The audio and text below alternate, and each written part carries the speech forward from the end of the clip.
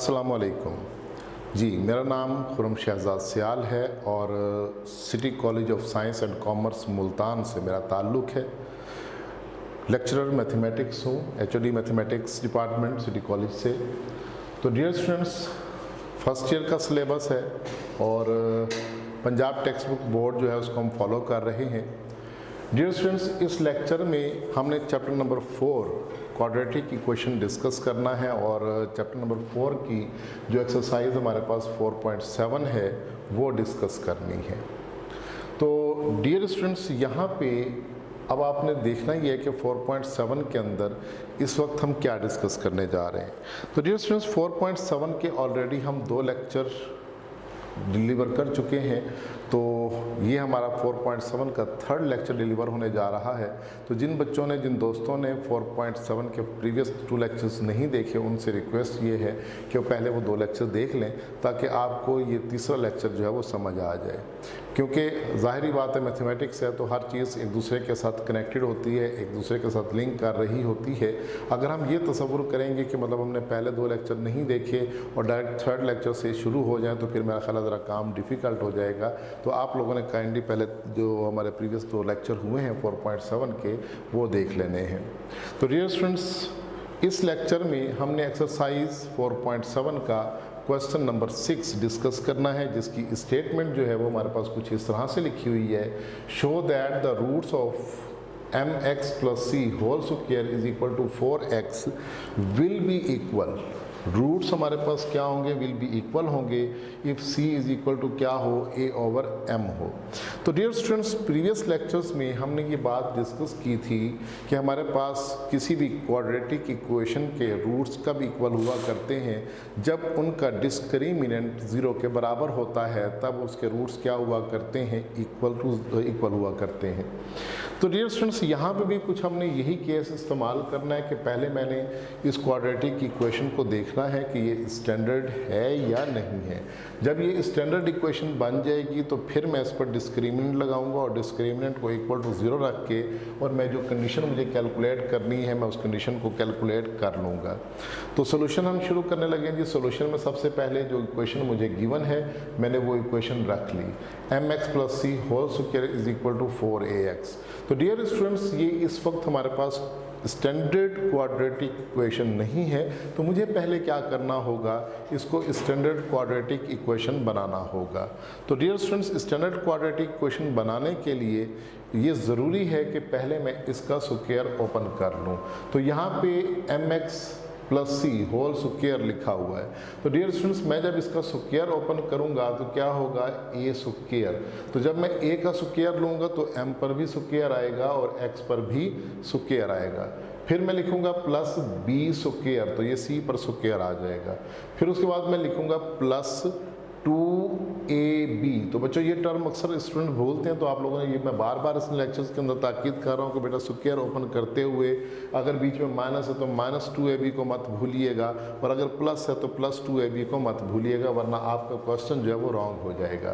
तो 2 × mx + c करेंगे तो 2mcx बच जाएगा, और ये 4ax लेफ्ट पर ले जाएंगे तो ये बनेगा हमारे पास -4ax which will be equal to 0। तो अब डियर स्टूडेंट्स, आप लोगों ने क्या करना है? इसको स्टैंडर्ड बनाना है। तो स्टैंडर्ड इक्वेशन के अंदर सबसे पहले हमारे पास x स्क्वायर वाली टर्म होगी, उसके बाद x वाली टर्म होगी, उसके बाद कांस्टेंट होगा। तो सवाल ये पैदा होता है कि x स्क्वायर वाली कांस्टेंट टर्म बनाएंगे कैसे? तो डियर स्टूडेंट्स, x स्क्वायर वाली टर्म तो हमारे पास ऑटोमेटिकली बनी हुई है। जो ये 2 टर्म्स हैं, इन दोनों में से हमने x क्या ले लिया? कॉमन ले लिया। x को जब हम कॉमन लेंगे तो अंदर क्या रह जाएगा? 2mc - 4a, और x बाहर कॉमन आ गया। फिर plus c square is equal to हो जाएगा 0। तो now this is the standard quadratic equation. अब ये स्टैंडर्ड क्वाड्रेटिक इक्वेशन बन चुकी है, यानी ये हमारे पास ax स्क्वायर प्लस ये सारा b होगा और bx होगा प्लस c होगा इक्वल टू 0 आ जाएगा। तो डियर स्टूडेंट्स, नेक्स्ट आपने करना है जी अगले पॉइंट पे। तो x स्क्वायर का कोफिशिएंट a, x का जो कोफिशिएंट होगा दैट विल बी b, और जो कांस्टेंट c स्क्वायर लिखा हुआ है इसको हमने कैपिटल C लिख दिया। अच्छा, मैंने यहाँ पे फिर कैपिटल ABC का सहारा लिया है। उसकी रीज़न ये है कि capital ABC already small abc जो है वो क्वेश्चन के अंदर यूज़ हो चुका है, तो इसलिए मैंने कैपिटल ABC से हेल्प ली है। तो यहाँ से आगे डियर स्टूडेंट्स हमने क्या करना है, we know that roots will be equal if, कब रूट्स इक्वल होंगे, जब हमारे पास डिस्क्रिमिनेंट b² - 4ac = 0 होगा। तो डियर स्टूडेंट्स यहाँ तक आप नोट कर लें वीडियो को पॉज करके, ताकि आप जो है जब मैं अगला स्लाइड ओपन करूं तो आप लोगों को ये कनेक्ट हो जाए और चीज़ें चलती चली जाएं, ठीक है। क्योंकि अब मैंने करना ये है कि b की ये सारी वैल्यू यहाँ पे पुट करनी है, फिर a की वैल्यू m² पुट करनी है, और c की जगह क्या पुट करना है बेटा, c² पुट करना है। तो मेरा ख्याल है कि अब आपको समझ आ चुकी होगी, पिछले भी आपने 2 लेक्चर देखे हैं, उनकी प्रैक्टिस भी की होगी, तो अब तक बात क्लियर हो गई होगी कि आगे हमने क्या करना है। बहरहाल मेरी ड्यूटीज़ में शामिल है कि मैं आपको ये लाजमी आगे पूरा सॉल्व करके दिखाऊं। तो देखते हैं जिसका आगे सोल्यूशन हमारे पास क्या आता है। जी नेक्स्ट स्लाइड में आ गए हम बच्चों। तो यहाँ पे देखें मैंने b की वैल्यू 2mc - 4a होल का स्क्वायर ले लिया, -4a × c = 0 कर लिया। नेक्स्ट हम लोगों ने क्या करना है, इसका स्क्वायर ओपन करना है। तो बच्चों स्क्वायर ओपन करते हुए फिर हम देखेंगे कि जब ये स्क्वायर इस फर्स्ट टर्म को मिलेगा 2mc के ऊपर, तो 2 का स्क्वायर 4 हो जाएगा, m² हो जाएगा, c² हो जाएगा, फिर प्लस b का स्क्वायर ओपन करेंगे तो ये हमारे पास 16a² होगा, बीच में माइनस है तो माइनस हो जाएगा। उसके बाद हम 2ab जब करेंगे तो 2 को इससे मल्टीप्लाई करेंगे, इसको 4a से मल्टीप्लाई करेंगे तो क्या बनेगा, 2 2 = 4, 4 4 = 16, amc हो जाएगा, और -4m² c² = 0 आ जाएगा। तो डियर स्टूडेंट्स यहाँ पे +4m² c² से -4m² c² क्या होगा, कट आउट होगा। अगले स्टेप में हम इसको कैंसिल करके बाकी लिखेंगे 16a² - 16amc = 0। नेक्स्ट हमारे पास क्या होना है जी, 16a को हमने बोथ साइड ये कॉमन ले लिया, तो बोथ टर्म्स में से 16a कॉमन आ गया, a - mc = 0 होगा। नेक्स्ट बच्चों a हमारे पास कांस्टेंट है, तो बोथ साइड को 16a से डिवाइड किया जा सकता है, तो 16a से हम इसको डिवाइड करेंगे, तो डिवाइड करने पर हमें हासिल होगा a - mc = 0। डियर स्टूडेंट्स अब यहाँ से आगे a को पहले हम इधर ले आए, तो यहाँ पे पॉजिटिव a था, इधर आके क्या हुआ, नेगेटिव a हुआ।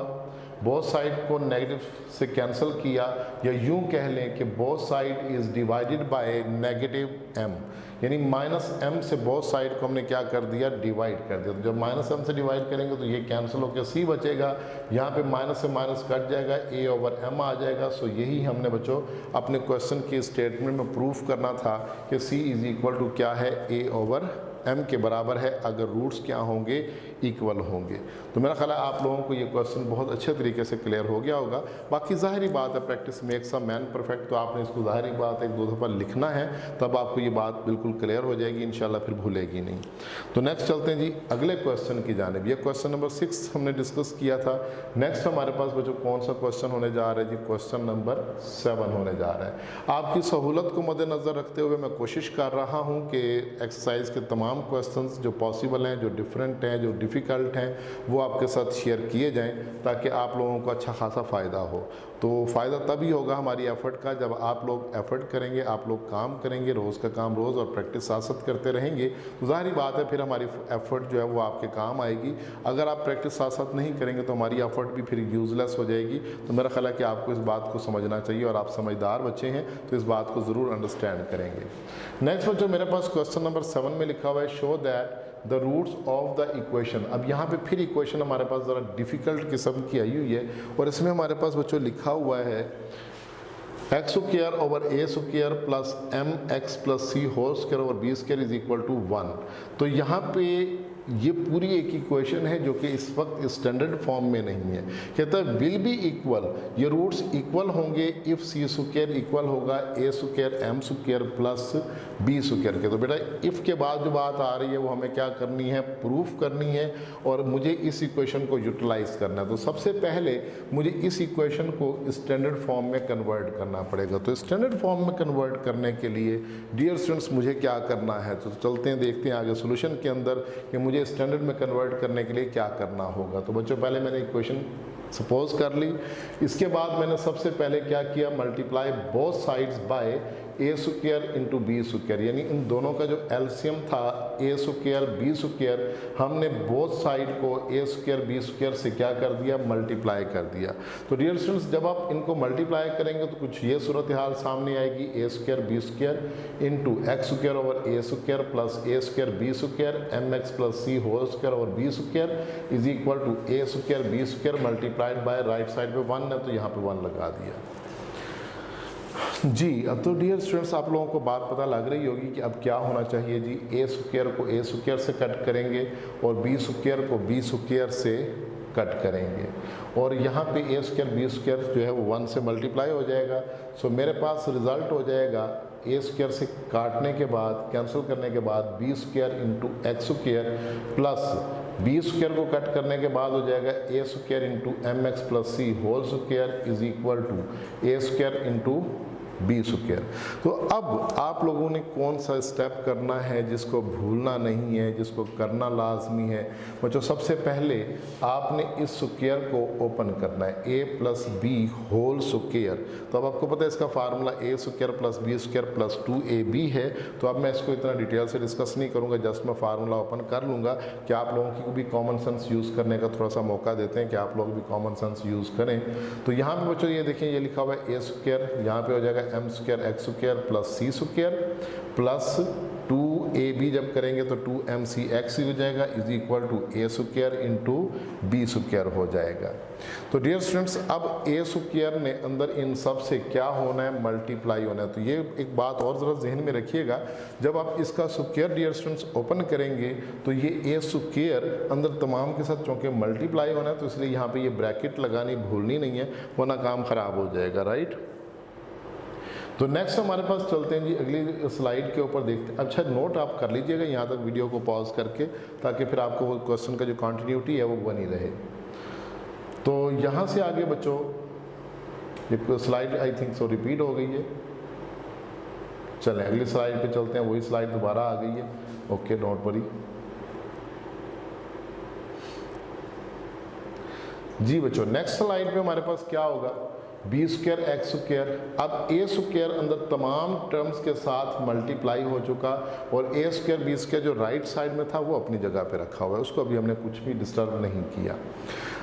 अभी हम कर क्या रहे हैं, अभी हम कर ये रहे हैं कि इक्वेशन को स्टैंडर्ड फॉर्म में चेंज कर रहे हैं। तो स्टैंडर्ड फॉर्म हमारे पास क्या बनेगी डियर स्टूडेंट्स, यहाँ पे इन दोनों में से एक्स स्क्वायर को आपने बाहर कॉमन निकालना है। तो जब एक्स स्क्वायर को बाहर कॉमन निकालेंगे तो अंदर हमारे पास क्या रह जाएगा, अंदर रह जाएगा हमारे पास B square plus A square M square और एक्स स्क्वायर इन दोनों में से बाहर आ चुका।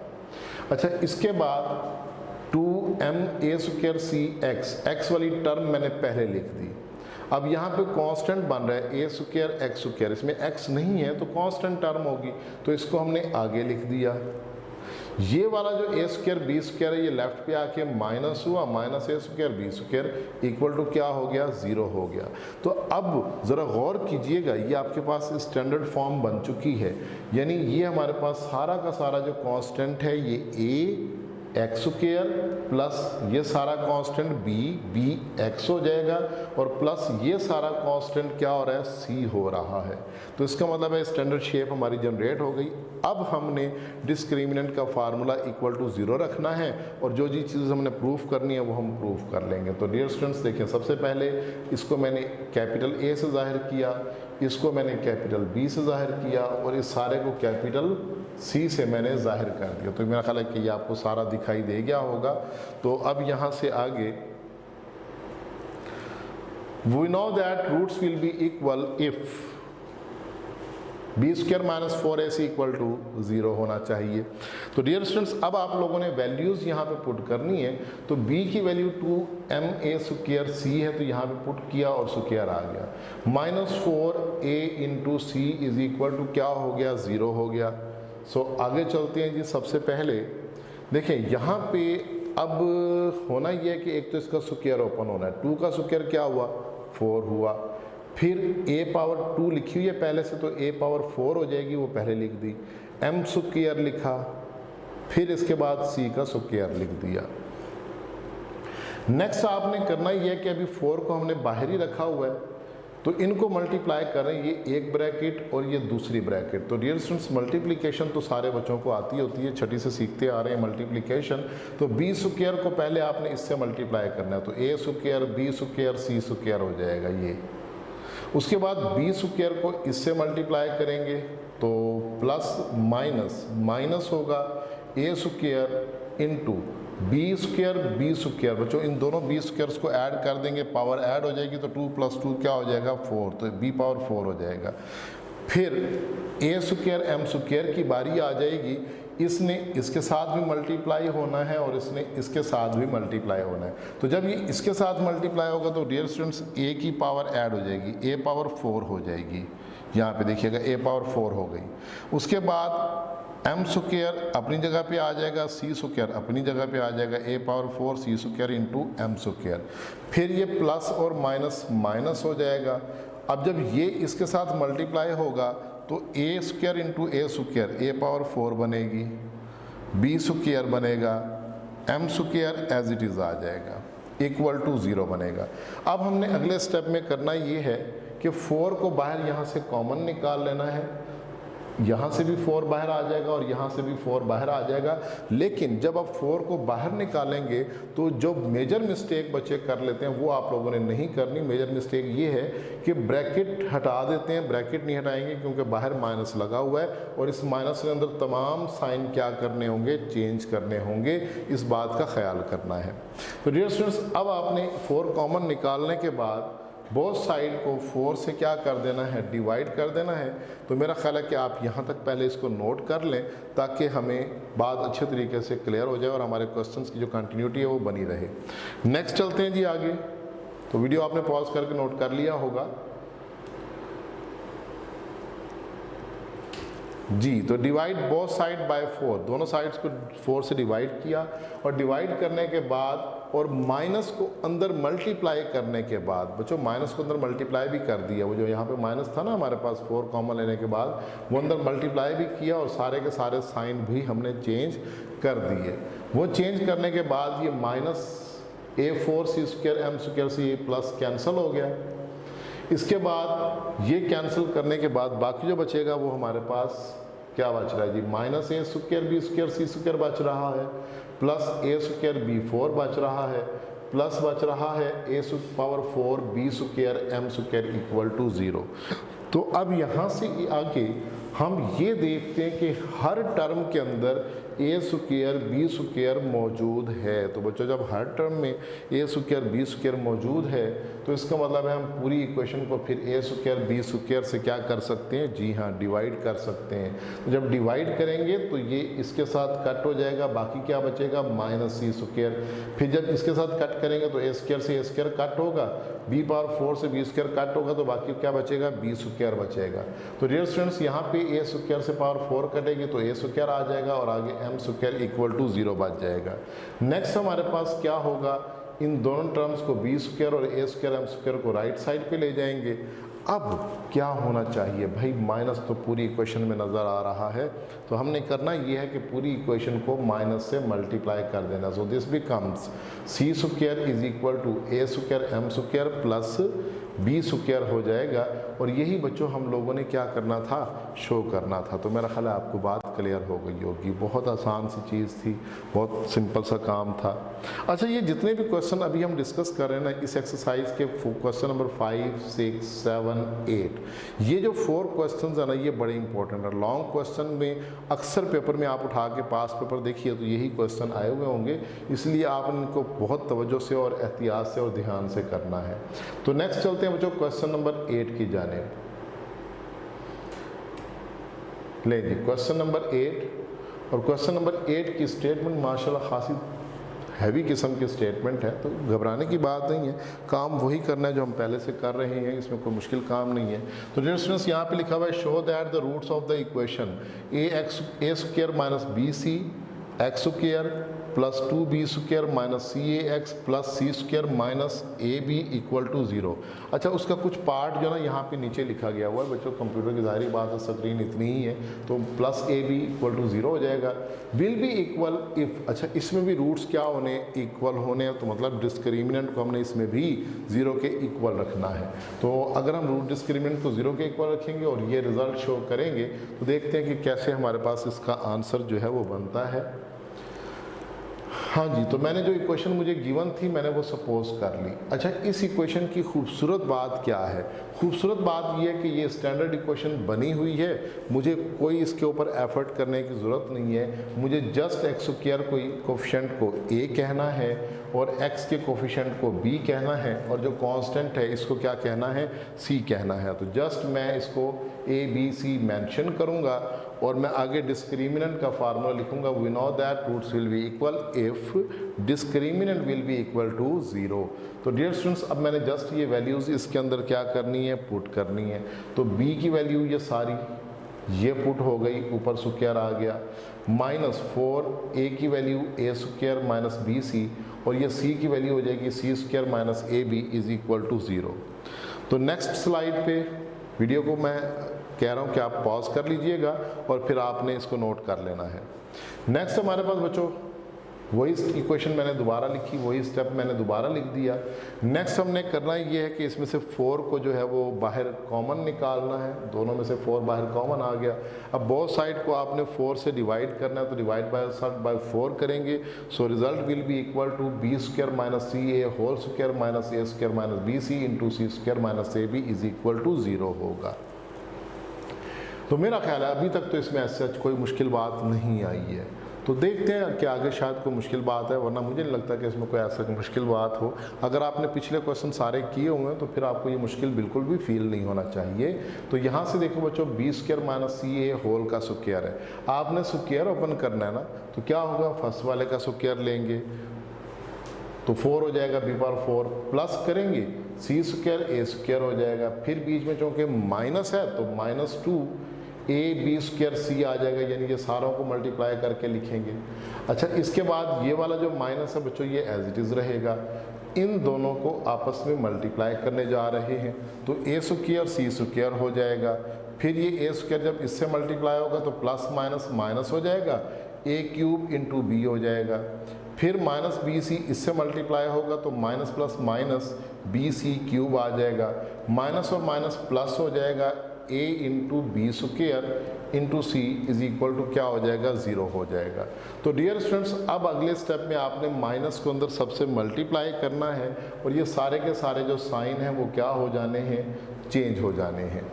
लो जी, चेंज हो जाने के बाद माशाल्लाह बड़ी आपकी तायराना निगाहें हैं, बड़ी तेज़ किस्म की निगाहें हैं। बच्चे बड़े सोचते हैं कि यार कट क्या रहा है। देखो माइनस a² c² कट नहीं रहा, ये प्लस का है, ये माइनस का है, दोनों टर्म्स क्या हो रही हैं, आपस में कैंसिल हो रही हैं। तो बच्चों इनको कैंसिल कर देंगे।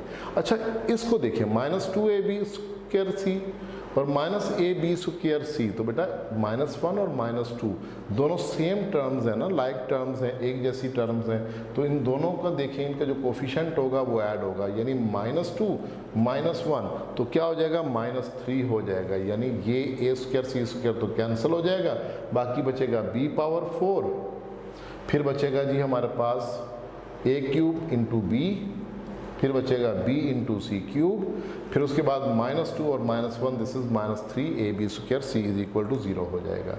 नेक्स्ट डियर स्टूडेंट्स, आपने इस पूरी इक्वेशन से b को बाहर कॉमन निकाल लेना है और अंदर रह जाएगा a³। देखें यहाँ पे थोड़ी सी तरतीब भी चेंज हुई है, जब b बाहर कॉमन निकालेंगे तो ये बनेगा b³। तो बच्चों b³ को ना मैंने यहाँ पर लिख दिया, कभी आप कंफ्यूज हो जाएंगे पता नहीं b³ कहाँ चला गया। तो ऐसा नहीं होता मैथमेटिक्स में कि चीज़ें गुम हो जाएं, वो आगे पीछे हो जाती हैं, तो अरेंजमेंट चेंज हो जाती है। तो ये a³ मैंने पहले लिख दिया खूबसूरती पैदा करने के लिए, b³ को मैंने बाद में लिख दिया। यहाँ से b बाहर चला गया तो क्या बचेगा, c³ बचेगा, माइनस यहाँ पे लिखा हुआ है 3ab² c इक्वल टू 0। तो बच्चों यहाँ पे क्या लिखा हुआ है, b², एक b जब बाहर जाएगा तो b² की जगह क्या रह जाएगा, b रह जाएगा। तो मेरा ख्याल है कि अब आपको यहाँ पे b कॉमन लेने की समझ आ गई होगी। तो b हमने सारी टर्म्स में से बाहर निकाल लिया। अगले स्टेप में हमने क्या करना है, हमने कहना है कि भाई ये b जो है वो 0 हो भी सकता है और नहीं भी हो सकता, और दूसरी स्टेटमेंट भी हमारे पास क्या हो जाएगी, 0 हो जाएगी। तो नेक्स्ट चलेंगे हम अगले स्टेप में। So this is b equal to 0, a cube plus b cube plus c cube minus 3abc equal to 0, यानी b भी 0 हो सकता है और जो दूसरी ब्रैकेट है वो भी 0 हो सकती है। तो मैं फिर आपको दिखा देता हूँ प्रीवियस स्लाइड के ऊपर।